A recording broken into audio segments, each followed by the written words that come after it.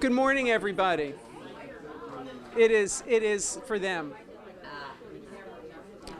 We're here today to talk about the school budget and to meet our candidates for the school.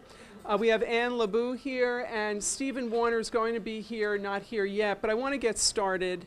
And we have Dr. Shaps, who's going to be speaking about the school budget. We've got elections coming up on Tuesday, May 20th. And so we want to hear from people who have been very involved with thinking about our school system in very challenging times. And I just had an opportunity this morning on WVOX to plug our community yard sale this Sunday, which is May 4th. So come and pick up treasures. Want to let you know that one of our vendors has Lady Vintage clothing from high end. So, and I situated her right next to me, and so that's going to be great. We're going to have collectibles and books and toys, etc. This is at the parking lot across from Memorial Park on Myrtle Boulevard. It's from 11 o'clock to 4 o'clock. And we have rented spaces, and the proceeds are going to the Hommocks Ice Rink Trust Fund for the energy upgrade of the Hommocks Ice Rink, which is the community's largest energy consumer. So this is all part of our civics initiative to help cool the climate and conserve what we consume. Now, we're going to have an opportunity to hear from our speakers, and then we're going to open up the floor to questions. We're going to start today with Dr. Robert Shaps. Pleased to have people here and people at home. Let me turn it over to you. Welcome. Thank you. It's a pleasure to be here this morning. Thank you for joining us. Before I begin, I just wanted to introduce Nancy Pearson, President of the Board of Education, as well as to, yes, to my left, Ann LeBou, our Vice President of the Board of Education. We also have several trustees here this morning. Rusty Martin is over here, Board of Ed. Melanie Gray as well. And Debbie Minetto, Director of Communications, is here. And I also want to give a special welcome to Senator George Latimer, who's here joining us, and appreciate your presence here as we talk about budgets and school districts and our future. I'm sorry, Susie Oppenheimer as well. Okay, and Catherine. Thank you, and thank you for being here. I want to start. I thought it would be appropriate to start. And I'm not sure if you can hear me, but I thought it would be appropriate to, excuse me, to give you just a small slice of how we are thinking about continuing to be relevant and provide value to our community as a school district.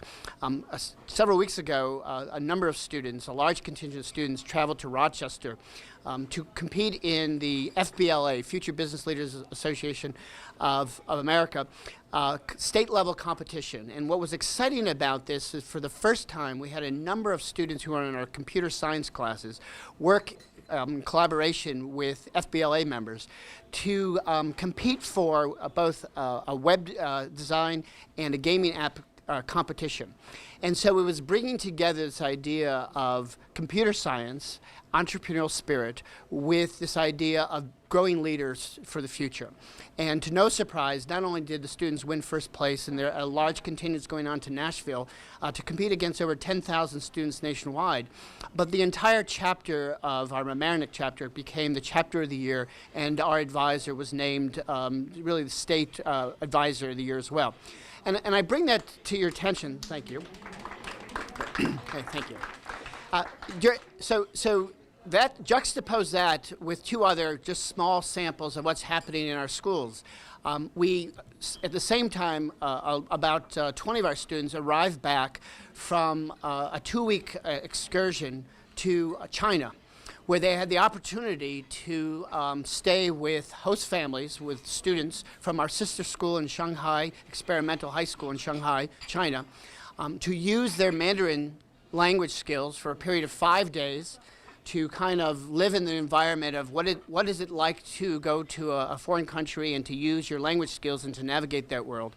And so they had an incredible experience learning about the culture, the history of China, to use their real world skills of second language acquisition and really get a broader sense of the world. So you have these two examples of what I would think are exciting experiences in our schools that really talk about the relevance of what we're doing in schools today. And so let me bring that in connection with our school budget. We really, when we think about our budget, it is an articulation, a fiscal articulation of our values, our goals, and what we hope to accomplish. And for us, that really falls into two areas. One, how do we continually improve the school district, ensure that our programs, the experience for our students K through 12, or in this particular case, pre-K through 12, provide them with every opportunity to grow as learners and prepare for a world that is quite uncertain and changing all the time. The second thing is we have a commitment to our citizens, our taxpayers, to ensure that we are fiscally responsible in terms of their investment in our school system. And so when we think about this budget, and we think about budgets for the last several years, it's really been about improving our school system, focusing on remaining not only relevant, but important to our families, but also being mindful of the fiscal challenges and the investment that taxpayers provide us each day, each year. This year in our school budget, we had the added challenge of continuing to operate under the state tax cap law. I'm pleased to at least let you know that for our third consecutive year, we presented a budget to the school board, and the board did adopt a budget that is under the allowable tax levy limit. That means in this particular year especially that citizens who are qualified for STAR are eligible for the new tax rebate, the year one tax rebate plan, which is certainly important to taxpayers as well. And so we have been thoughtful in terms of saying how do we maintain and improve the programs of our school system, but deliver a budget to taxpayers that is responsible. And certainly in this particular case, we continue to present budgets that fall under the cap. The hard part is this is increasingly difficult to think about when you have 81% of your budget attributed to employee contracts and health benefits, both for our current employees and retirees.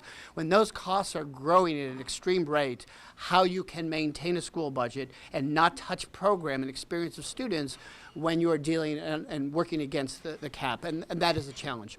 So on a broad view, what did we do this year? We did several things. One, we identified about $2.6 million of expenditure reductions, efficiencies, reductions in positions and programs to slow down the acceleration of growth. The second thing is we actually looked at our revenue, our non-tax revenue categories, and we actually increased our projections in several categories, in tuition and sales tax and so on, and we added about $720,000 of revenue to this budget. At the same time, we added fund balance, reserves, about $500,000 to increase to $3 million in reserves. So we tried to address issues of revenue and expenditures, and thankfully, and I appreciate the support of Senator Latimer and others, to help get some local aid in terms of our state aid to, again, deal with the issue of the tax cap and the pressure on growth. A couple of things I want to point out about this budget. One of the things that we did this year in the budget is we're trying to complete the Murray Stairs project, and so we identified fund balance, $750,000, and pulled this project out of our 2-year capital bond so that we can move forward with a one-time transfer and complete the stairs. For those of you who have passed by Murray and see the auditorium steps, our goal is to complete this project and pull it out of the capital bond. We're also continuing to use fund balance in this budget to improve and invest in our technology infrastructure. Next year, we are expected to be prepared for online state assessments. And so we've really been using the last 2 years to invest in technology infrastructure to prepare for the tests that we believe will happen eventually, whether it's next year or beyond. So that also is a one-time transfer which will have no direct impact on the tax levy. It's using fund balance in a strategic way. I just want to highlight also what I would say is some program, what I would say highlights, if I can, to talk about this budget. Continuing to focus on technology, we're expanding our one-to-one iPad initiative in grades 8, 9, now to carry it into a third grade, grade 10. The focus of this initiative in year one is really about redefining teaching and learning. It's about thinking about how learning will happen from 8 to 3, and what I like to say from 3 to 8, that the physical structures of schools are not now the limitations of how we learn. And so through this pilot, we've seen dramatic changes in how teachers are thinking about instruction, what students can prepare for outside of class, how they collaborate with students through email or through online collaboration, and how students are creating projects or products of their learning that really defines what they know and what they can demonstrate through the use of technology. And we're quite impressed by the results, and certainly this initiative, and I spent the year really talking to our ninth graders about how this has impacted their learning, and it's been quite impressive, as well as teachers as well. Another thing I'd like to talk about is our continued focus on rigor and preparing students for the future. We plan to add AP, Advanced Placement Computer Science next year. We have a series of STEM-related, which STEM stands for Science, Technology, Engineering, and Mathematics, courses that have been introduced into high school, including our robotics class and 2 computer science classes where students are learning Java programming. They're designing apps through an app design course. And next year we'll have a large contingent of students taking for the first time the Advanced Placement Computer Science courses, which is a college-level course. What's wonderful about this, it really combines the idea of hands-on learning, about design, about computer science. And giving you a small example, next week 3 students are traveling to NYU to participate in the invention competition, which is offered for the first time at the high school level. It's primarily been a competition for university students. And our students have come up with a sensor design to help quarterbacks work on their accuracy and decision making. The way it works, believe it or not, if you imagine now that at a university level or in pro football, you have someone on a golf cart driving around a net so a quarterback can work on their accuracy. Well, our students have come up with a way to design a computer program which will initiate physical sensors and have it, through random numbers, create open receivers using a robot along a field space. And what's interesting is one of the parents is a patent attorney, has already filed a patent for this. Because they do see the value of this. But again, it's talking about the real application of learning into the entrepreneurial world and the real world. And we hope and believe the students will be successful. But this prototype is going to be really developing over the next 2 years as part of our high school computer science program. Next year, our students in robotics will participate in the Pace University Regional Robotic Competition. So we're looking, as I said again, to find ways where learning becomes exciting and relevant. Another thing I want to just mention is for several years we've looked at our important pre-K program. And that's really been around since the 1960s, 65 I believe, is part of our Head Start program. And for the first time we've made a decision to outsource the program but keep it within the school district. It's going to continue to be housed at Central, it's going to be available to our students. But I think we fully understand the challenges of the cost of this program, which is not a mandatory program, and our hopes that through the state legislature that we were going to see additional aid for allow us to fully fund the program. Unfortunately, we have been adding revenue to this program through a transfer of up to $400,000 to address the costs associated with salaries and benefits. So for the first time, we're going to work with a community partner who has experience delivering pre-K. We're going to have the program continue to be housed at Central School and work with oversight of our curriculum, but find an efficiency of savings of $178,000 next year. The challenge is the legislator did come forward through a collaborative effort to provide $340 million to enhance pre-K. $300 million of the money that was identified is earmarked for New York City. So the remaining communities that have this program are really fighting for $40 million. Unfortunately, because we've had a long-standing program, the competitive grants that have been put forth are really not any benefit to our school system. It was our hope that at least the governor would recognize that fully funding successful programs would be the first step, as opposed to providing opportunities for communities that haven't run this program. So we'll see how it goes next year as part of this budget. We always have the opportunity to come back to it, but our goal over time is to hope that the state is really going to come forward and fund pre-K the way that should, so that we can continue to take advantage of this program. I also want to talk about our continued investment in terms of sustained professional development. to meet the challenge of the Common Core curriculum. For several years, our teachers have been focusing on understanding the changes to the math curriculum, to our English language arts curriculum, and now up into the middle school and the high school, a lot of the Common Core changes to course content. So geometry, algebra, science, and social studies. And so we continue to invest in professional development, high quality professional development for teachers, to ensure that they are ready to deliver this rigorous curriculum and support our students as we transition to the Common Core.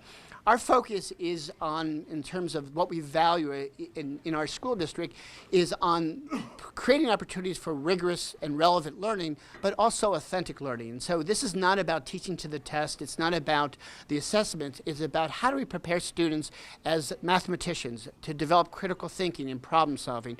And so whatever the type of assessment they face, the problem, the question, they are ready with their strategies and their toolkit and can apply the right skills and understanding to a problem. And so this is less about teaching to a test and the issue that has kind of polarized the nation around Common Core. It's more about staying true to our values of relevant learning and authentic learning that will carry on with students as they become adults as well.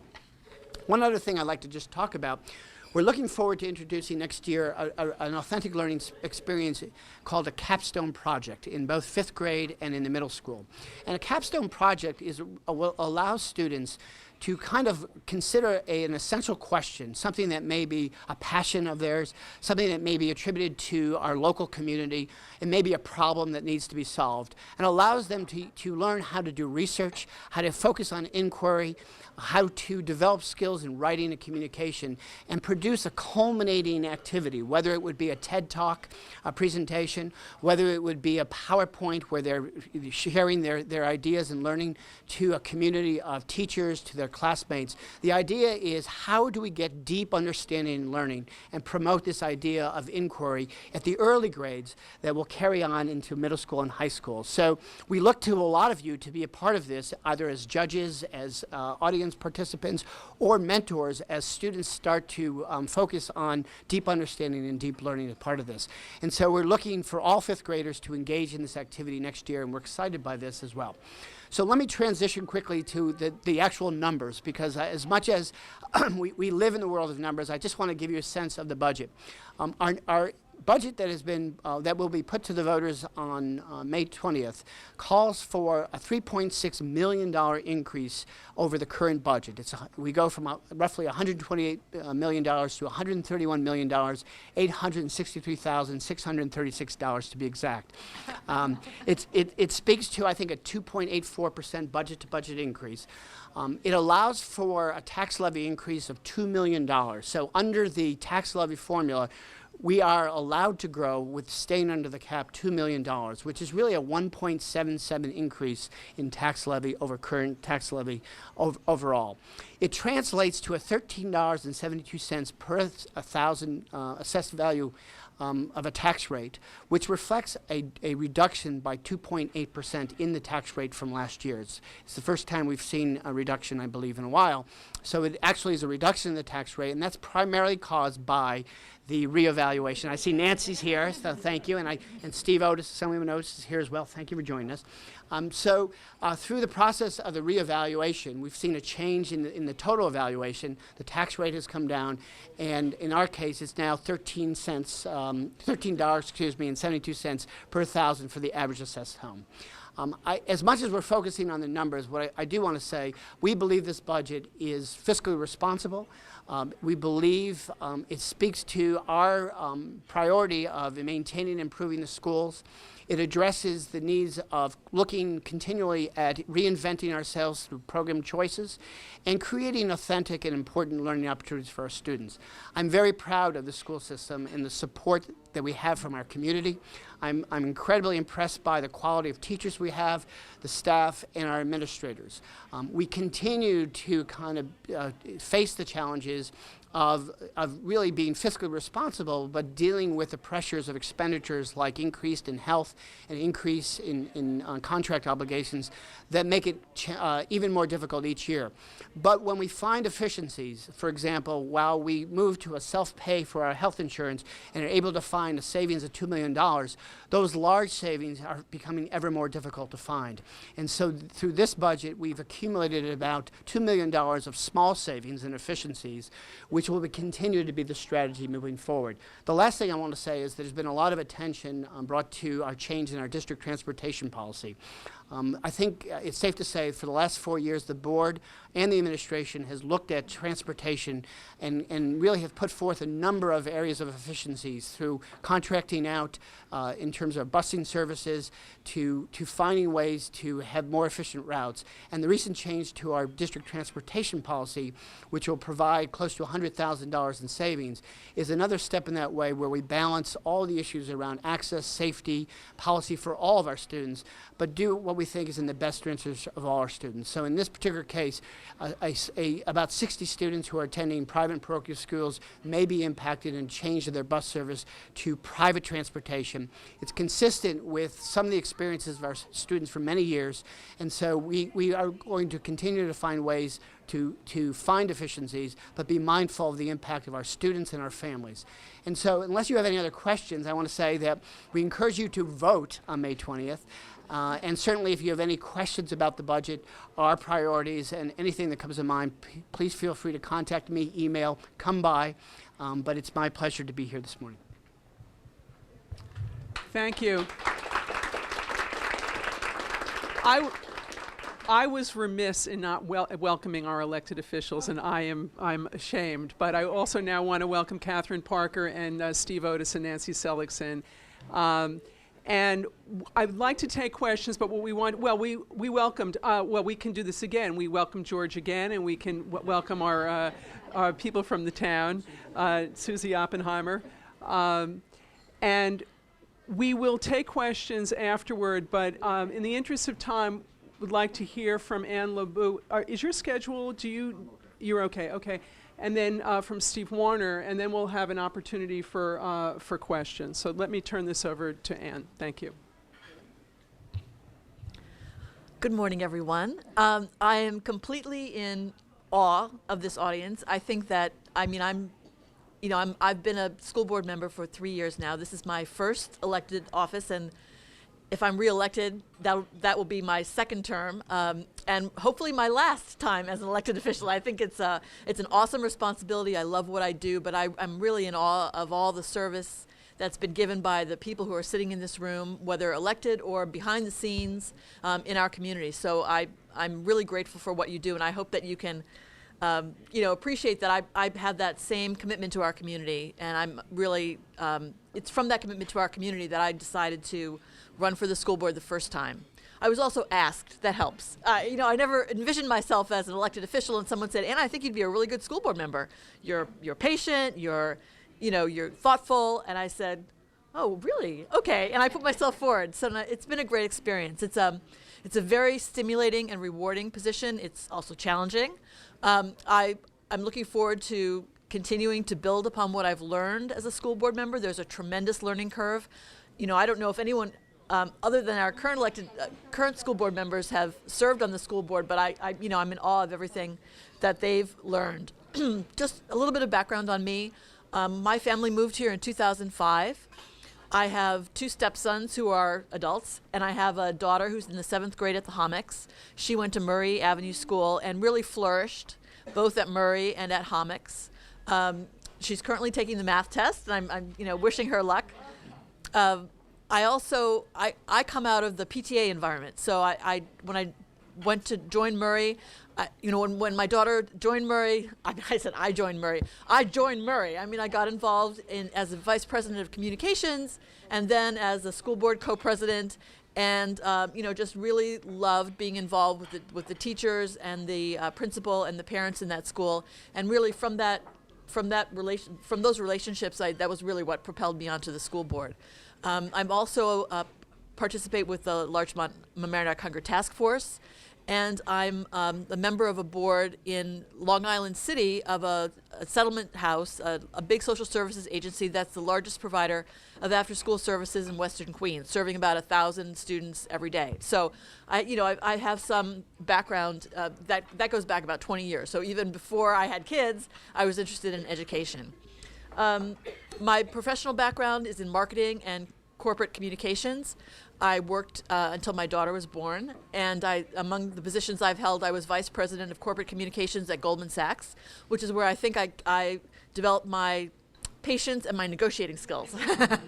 It's a tough crowd at Goldman Sachs. So I apply that business background as well as my parenting background to my service on the school board. I think, as a mom, I want to see the best education for our kids. And as a taxpayer, I want to make sure that that's delivered in a very cost-effective manner. I'm not a lover of the tax cap. I think it's an artificial and onerous way for us to keep our costs reasonable. I mean, we had been doing that without the cap, but I do believe that we need to be mindful of the fact that our taxes are a burden for many of our taxpayers, and we need to deliver something that, provides great value for the dollar. I think, I could go on. I'm going to pass the microphone on to Steve, but, I think some of the highlights of my board service have been negotiating our teachers' contract. I think that we created a contract that we, in partnership with our teachers, came up with an agreement that was fair and yet fiscally responsible, and I'm very proud of our role in doing that. The growth in the prior contract, the salary growth in the prior contract had been 3.8%. In this contract, it's 0.8%. So I think that was a tremendous contribution to the district, and really our thanks to the teachers for realizing that they, stepping up to the plate and working with us on that contract. I'm also very, Dr. Schaps talked about a lot of great educational initiatives. Obviously, we want to keep the district moving forward, and so much of what we need to do has to keep pace with the changes in our world, the changes in technology, and I'm, really excited that we've been able to do that. I'm also excited that we're continuing to try to engage the community. This is something that we want to do more and more of in the years ahead. We're fielding a community engagement survey in June after the budget vote to just assess how the community feels about the district, and use that as a benchmark to create programs to bring the community into our schools more and more. So that's my spiel. I'm not really used to talking in front of groups like this, but I'm really glad for the opportunity, and I hope that you'll come out and vote on May 20th. We're running unopposed, so you can not vote for us, but you can't vote for someone else. So I'm pretty confident I'll get to serve another term. Thank you. Before I turn the mic over to Steve, I just want to mention two things. I appreciate the fact that George and Steve are here, and since this is the first opportunity to see them together here in public, I want to thank you, George, for your leadership in the Senate, especially on the Education Committee, working to advocate for our local district in terms of issues around student data, issues around the Common Core, and sensible kind of leadership in terms of educational issues. I also want to thank Steve. This year, at the end of the budget process, he advocated for Mamaroneck Union Free School District and provided $50,000 in additional state aid, bullet aid. I'm not sure what it stands for, but it certainly is critically important to us, and I appreciate that as well. Thank you. Thanks. I'm Steve Warner. So I've will be running for the school board this year, and I've been a resident of the school district since, I guess, 1959. My mom is here, still lives in that same house. Former neighbors, the Heinerfelds, are here as well. I sort of, when Dr. Schaps was talking about the capstone project, I sort of view this as somewhat of a capstone project for myself. As I've lived in the district, pretty much my whole life. I lived in LA for 10 years, where I met my wife and our first two children were born. But, when we decided to move back to New York, we wanted to move to Mamaroneck, primarily because of the experience that I had in the public schools here. It also was helpful that my mom and dad were a block away, and when we had some issues where we had to be out of the house, we could drop the kids off or just tell them to run through the neighbor's yard to get to my parents' house. But I had a fantastic experience at the Mamaroneck schools. Matter of fact, I was in 2nd grade when the new Central School opened. I was in 7th grade when the Hammocks opened. Oh, and I'm getting eggs now. It's okay. I'll get those in a second. And I graduated from the high school. Went off to college and then business school, and it was a great experience for me. And then when we moved back, my oldest daughter, who's now 21 and just came home from her junior year at college, she had a great experience at Central, went to the Hammocks for 1 year, and then went to Fieldston. So I have experience of a child going to a private school. My son, graduated from the Mamaroneck High School last year, is actually on a gap year now. My mother is fretting because he's somewhere in the wilds of Western Australia, and we haven't heard from him in 7 weeks. It's expected, and we won't we won't see him for another 4 weeks. I'm less worried than my mother. But he had a fantastic experience at the high school, and I think is really well prepared to go to college next fall. And I'm also excited that he actually was able to take a gap year. And then my youngest daughter is in 9th grade at the high school. And a matter of fact, the reason why I was late was because of the iPad initiative. She left her iPad at home, and I got a text as I was leaving the house to bring the iPad to school. That's the first time that's happened, which I think is pretty good, since I don't know what day we are in the school year, that she's only forgotten it once. So that was why I had to go back and then bring it to her. And then, so she's in 9th grade, but she also, at the end of 2nd grade, had to transition to Windward. She's dyslexic, and she moved back to, transitioned back to the Hammocks in 7th grade. She's had an exceptional experience transitioning back to the Hammocks.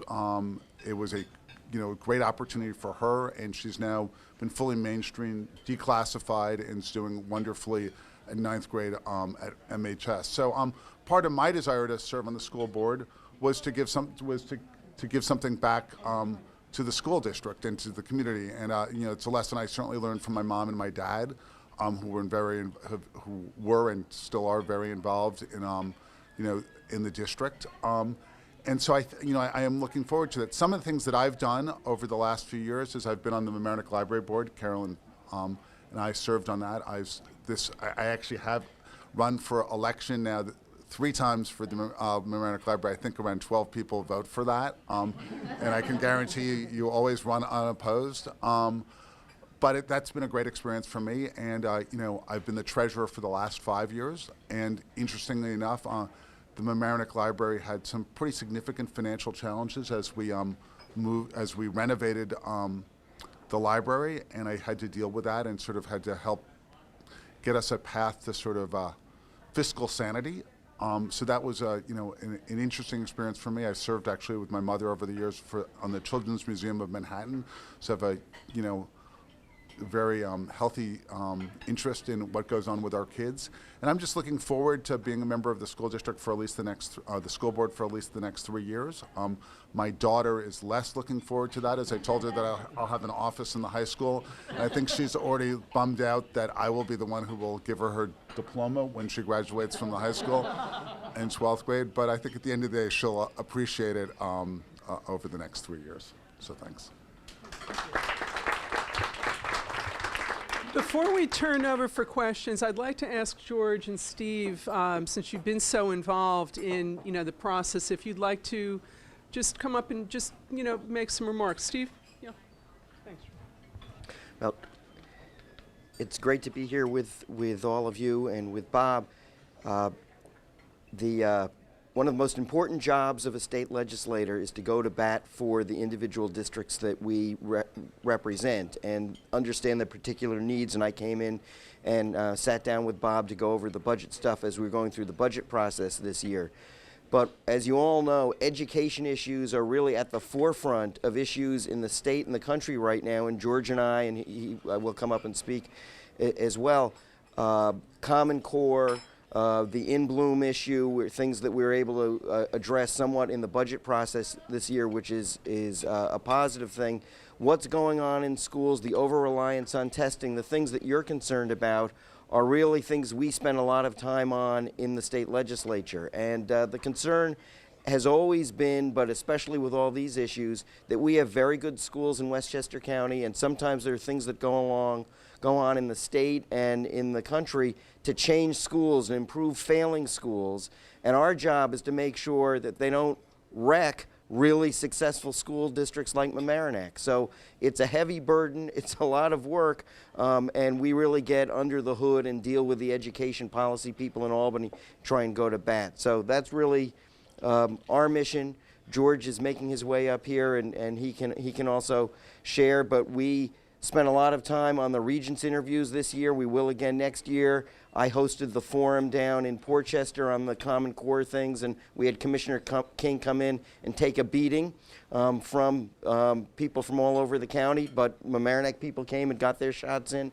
And so we're going to continue to be advocates for what's going on here, and to make sure that the education policymakers on the Board of Regents, in SED, and in the governor's office pay attention to the concerns that we have and that you have. Thanks. Thank you.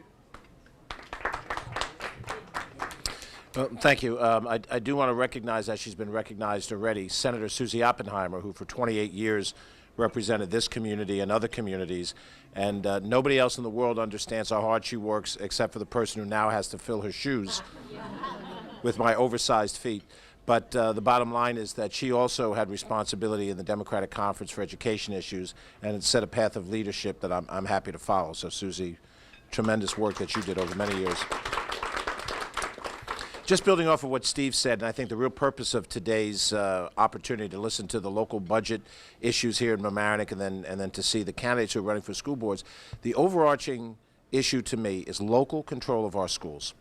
When people make a decision, as Steve talked about his life decisions to come back to an area that he grew up in. I had a similar situation a few decades ago when I lived in Westchester, left, made the decision to come back to Westchester.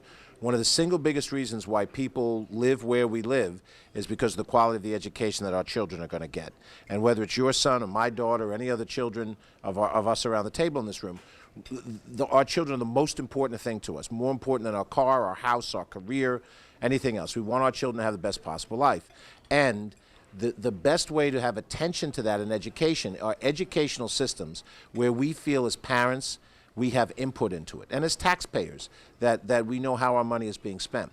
The fact that we have a public meeting here at a public facility, a diner, and the school superintendent is here to answer questions that anybody may ask, that you can see it at home on television.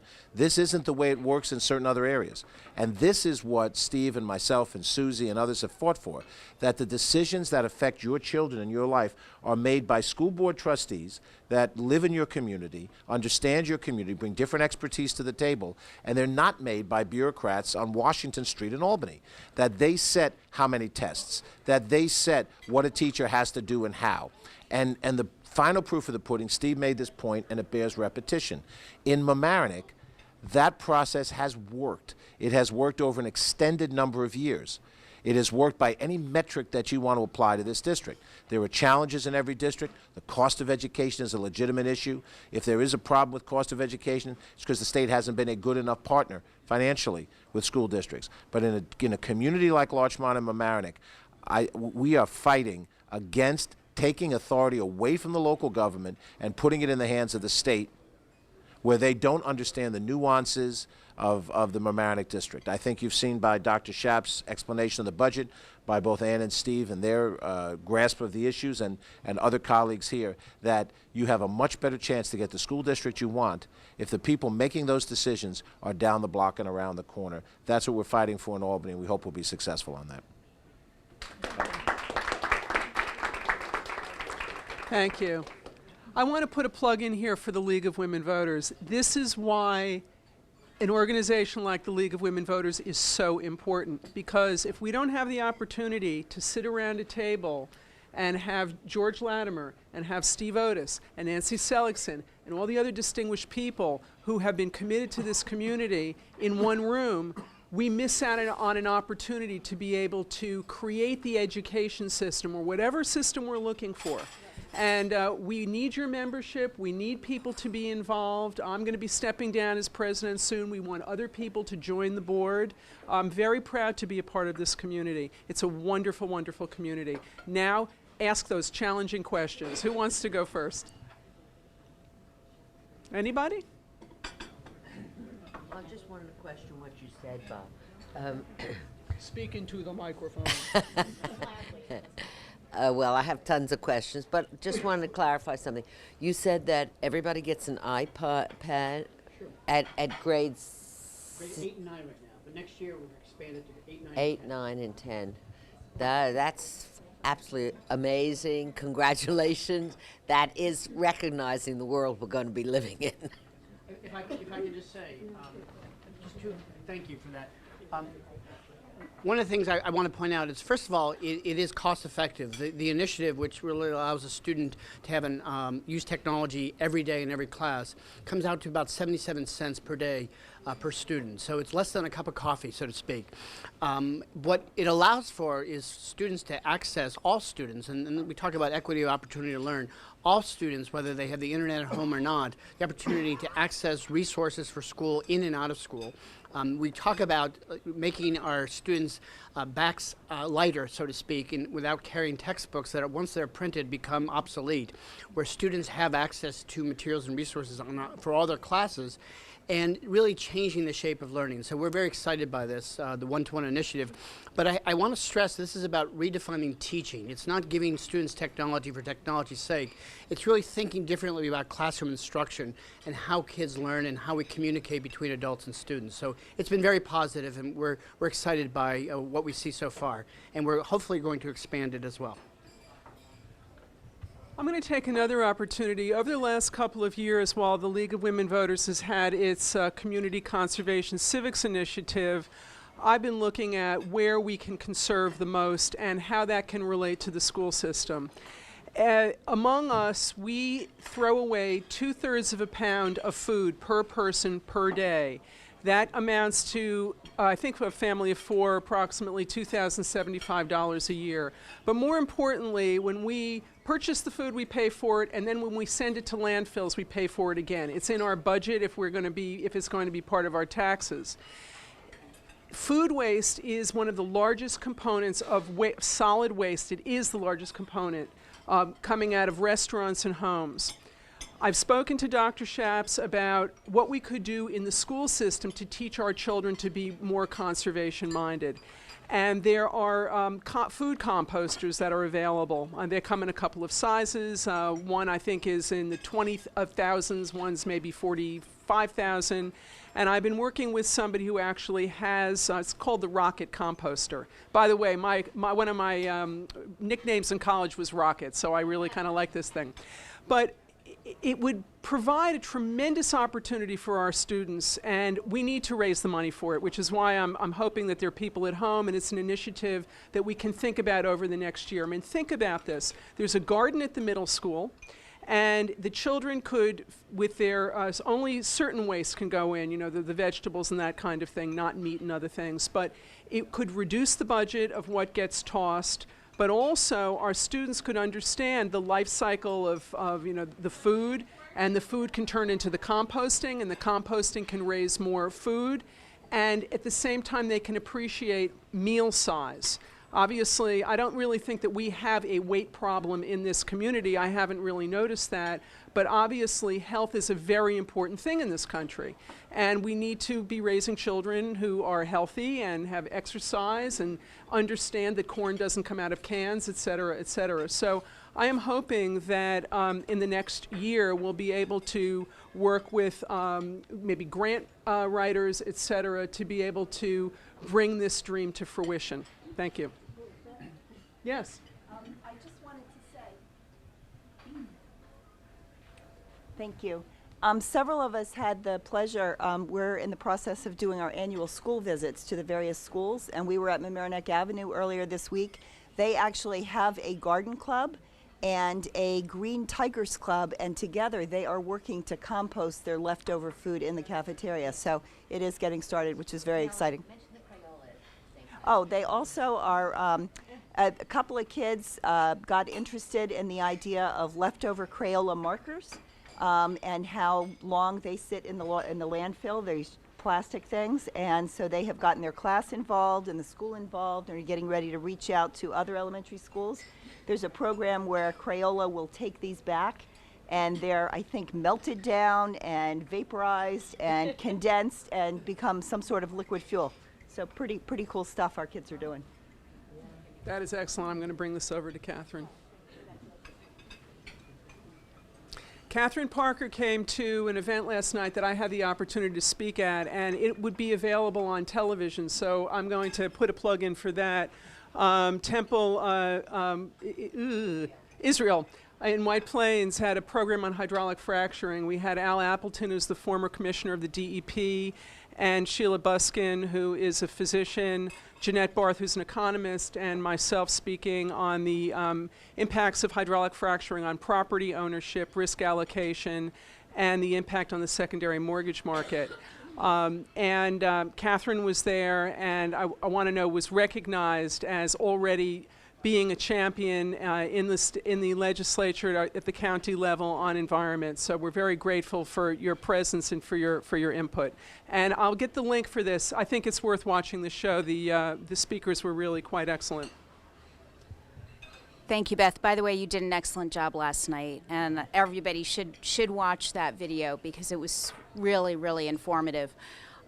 So you brought up an excellent point about food waste, and that being the next step that we would all like to see the county and municipalities move in that direction. I actually held an environment and energy meeting about a month ago, and had brought together some people that are already doing these programs in their communities. One of the people is Anna Giordano, who is from New Rochelle, and she has implemented a composting program that's been very, very successful there. It's actually saving the New Rochelle School District $625,000. And it's pretty major. So I am holding an environmental summit on Saturday, May 10th from 10 to 12. We've invited actually the environmental committees from all the elementary or all the schools in Mamaroneck and Larchmont and the rest of the district. And Anna will be doing a brief presentation on this, and at least while it's brief, it'll also be a way for people to speak afterwards and maybe get additional information. In addition to Anna Giordano being president at the Environmental Summit, I have also asked a woman by the name of Laura Rossi, who's in charge of Community Foundation, which does grants. And I'm hoping that we can work on a grant program for some of our municipalities to start implementing these programs. Where's the meeting? The meeting will be held at J Heritage Center. And just as an RSVP, if somebody's watching and would like to come, you're more than welcome. If you could RSVP just so we have a count, send an email to me at parker@westchesterlegislators.com. Dr. Sheps, thank you for your support of Future Business Leaders of America as well as the school board. I know that there's an advisor position that has to be funded year to year, and we, parents of FBLA students, totally appreciate your support of this program, which has grown exponentially over the years. I think there's over 60 kids now involved in that after-school program, so thank you again. I just wanted to hear your feelings and feedback, and the school board members as well, if you want, about the budgetary impact of Common Core mandates as well as teacher evaluation mandates.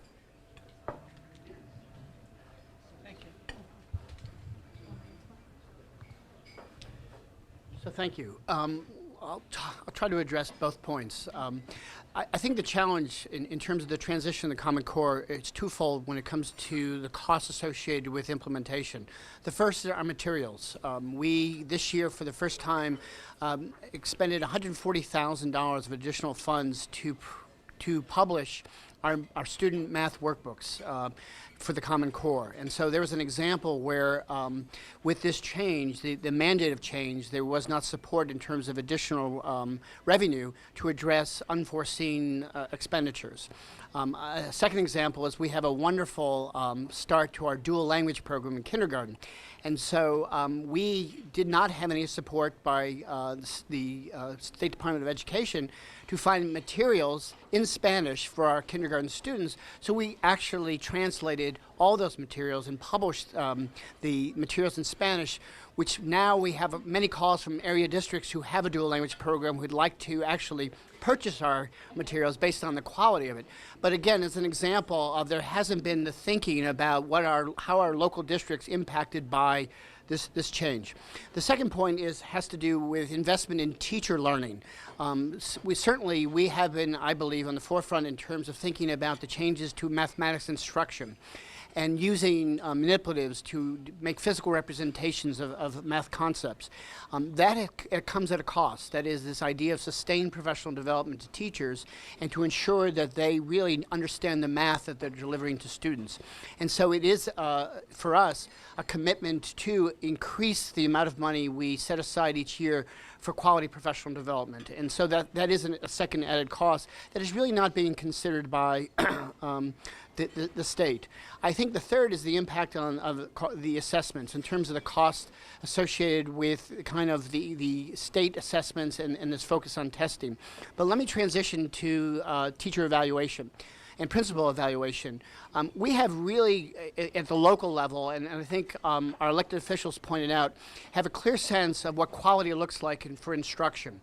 And what we value here in Mamaroneck is really this idea of constant observation, small visits to classrooms on an ongoing basis with immediate feedback.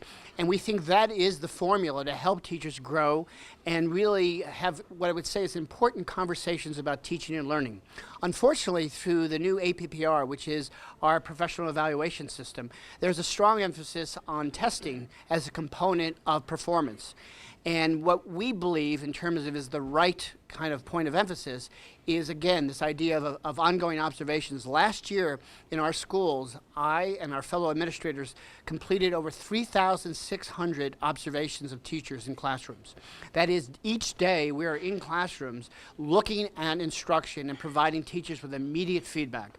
And we believe that emphasis, the focus on practice, is what helps teachers improve and deliver quality instruction. However, the state and the governor, and I will say this because I've heard him speak, believes that focusing on the 40%, which is the state testing as an example in terms of the value added, should be the main focus of that. There is an important role, I believe, or consideration with student outcomes, that how students perform. But we need to understand that in terms of how it plays into the long haul and experience of a teacher, and not for these point-in-time measurements that really dictate what we say about teaching and teachers.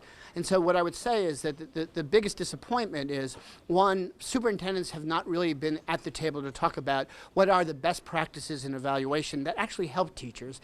And two, there's still this strong emphasis on testing as defining outcomes and performance. And we know, and all of us know from attending schools, that the impact of a teacher in terms of many different dimensions of what a teacher brings.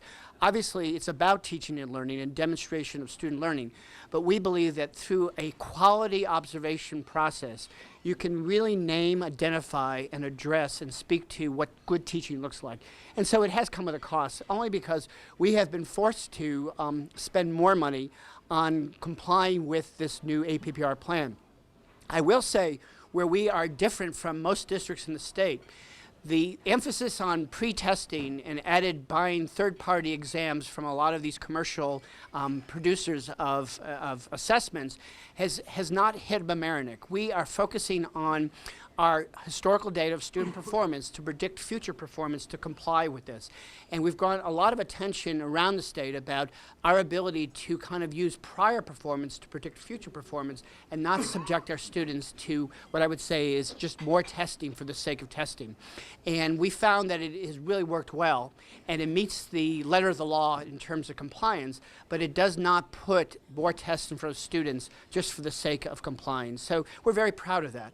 and proud of it, and the collaboration with teachers and administrators, how we've developed an APPR plan that is not as costly as other districts, but also gets to the heart of teaching and learning, improving teaching and learning. Is there any option to opt out?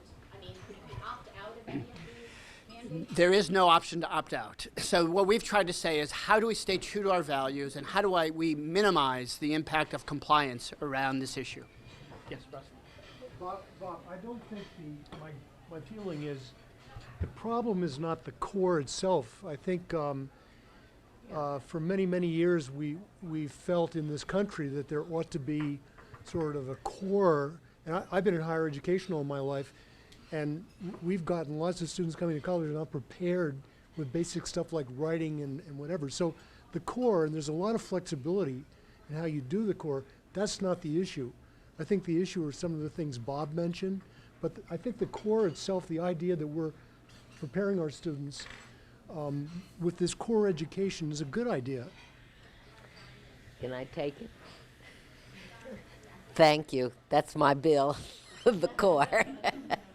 But you're absolutely right. The core is valuable. It's just the way it's being implemented that is not. We know we're not competing in the world. We know we have to do something. We don't necessarily like the way the core started.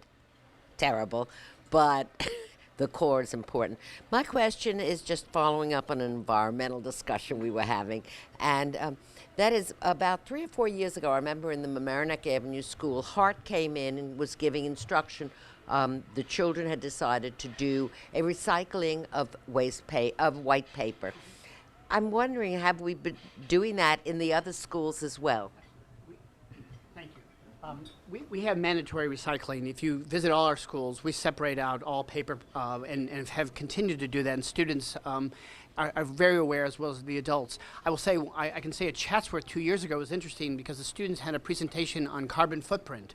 And then we integrated this idea of what is Chatsworth's carbon footprint in terms of all the things that are within the school that add up to kind of challenging our environment. So it's integral to what I would say is our experience, both in our practices as well as the education. I also want to say that the idea of the iPad initiative, the savings and the efficiencies around the focus on digital learning has had a dramatic reduction of use of only printing materials in terms of ink and copying, but also the use of paper. And when we spend hundreds of thousands of dollars of printing, it is fantastic to see a significant reduction in the use of paper and printing materials, because students are creating a document, sending it digitally through the cyberspace, and teachers are focusing on that document, grading it and bringing it back to the student without printing a piece of paper. And so we're contributing it. The other thing I want to mention, and Elizabeth mentioned this, I did have the opportunity to focus in on the rocket, which I think is a wonderful, wonderful idea. We are looking for grant money because it comes to the tune of about $25,000. But we have a home for it at Homix that's just waiting for our students to be able to focus on day-to-day composting. We came up with the idea of being able to distribute to our community is garden-ready Homix compost, which is a great marketing tool, but it really helps our students learn about what happens to our food waste, how we can contribute to reduce costs of trash collection, save our environment, and be stewards of our environment as well. So we're excited about any opportunity to do this. There was one other opportunity. I'm on a sustainability collaborative with Town Supervisor Nancy Seligson, and the other night we were talking about water quality. It's one of a number of things that we're looking at, but Adopt-A-Stream is something that has come up before, and Dr. Shaps has been in touch with Sarah Evans, and they've got the Maritime Center, and we think that there may be opportunities to be able to do water quality testing, maybe with some of the students to help us with the collaborative. Judy, do you have a question? With all of the observations you've been making and all of the testing that's gone on, do you have a different or a new way of looking at the largest academic challenges for our students? Hopefully all this information is useful other than just complying with the mandate. So what are the biggest challenges that we have for our students academically?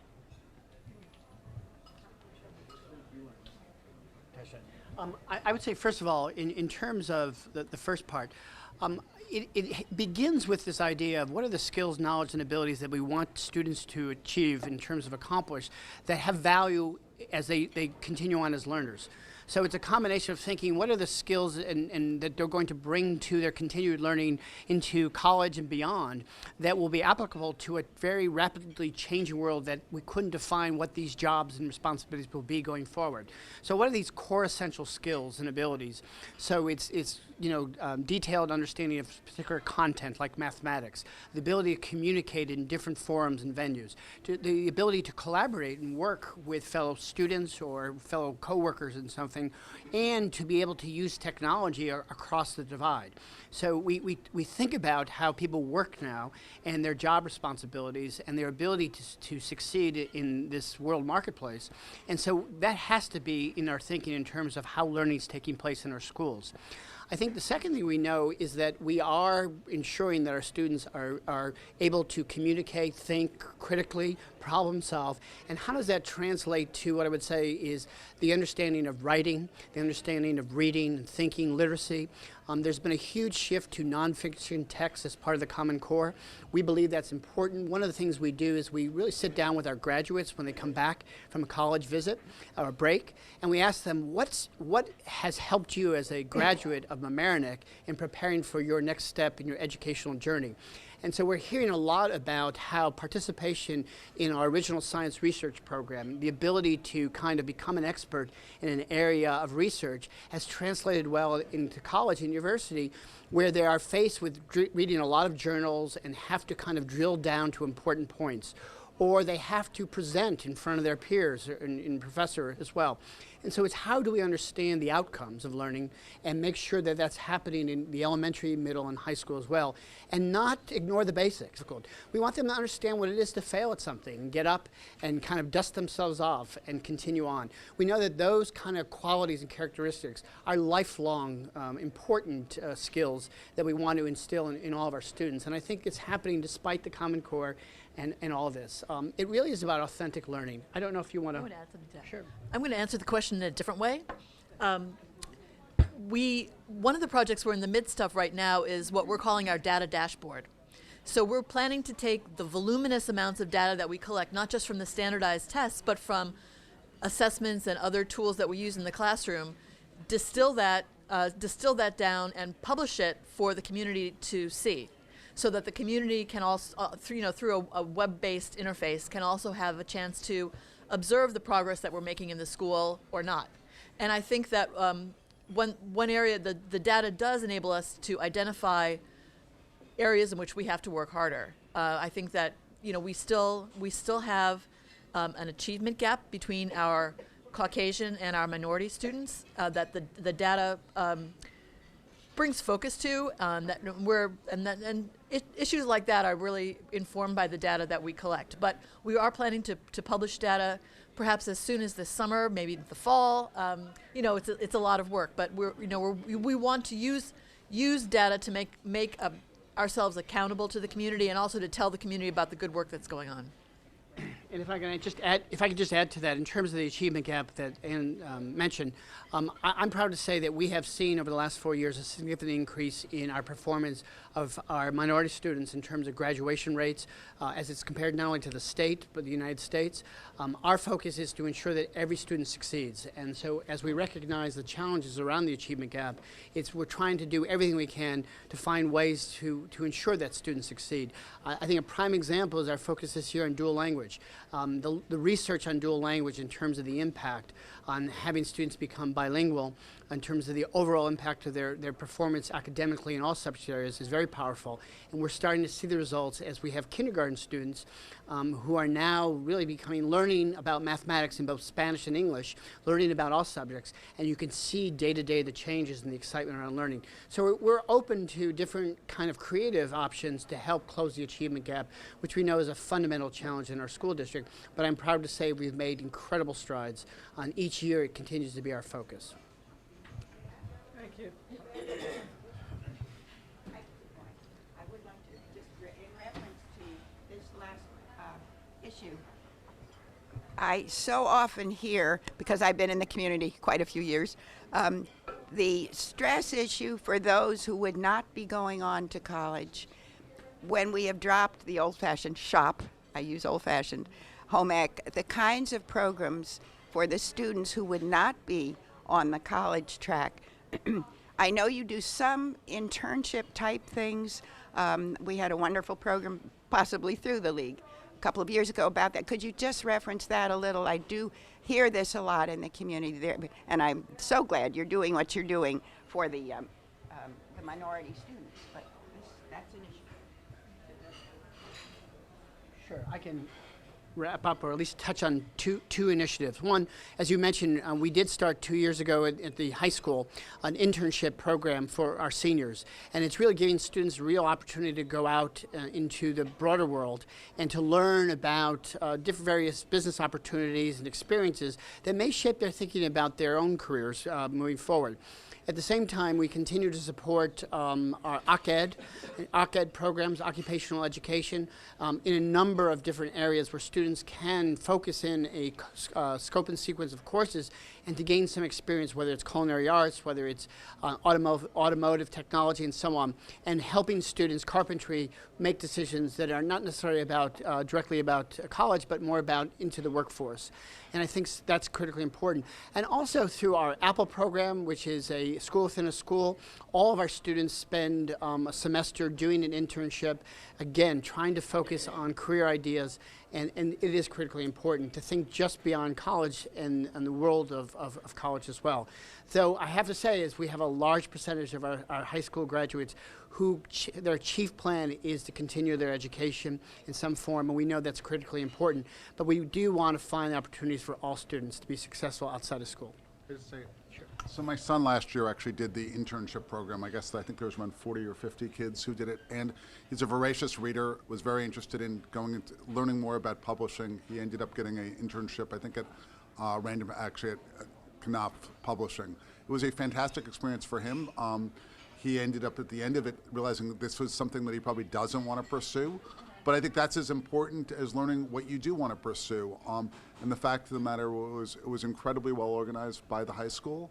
And it was a great experience for him, just also in the sense of, whether it was publishing or whether it was going to work in a medical office, it was somebody he had to get up every morning at 7 o'clock, take the train, learn what it was like to work in an office. He ended up working 2 or 3 events that they had to do. I mean, he got exposed to a lot of different things.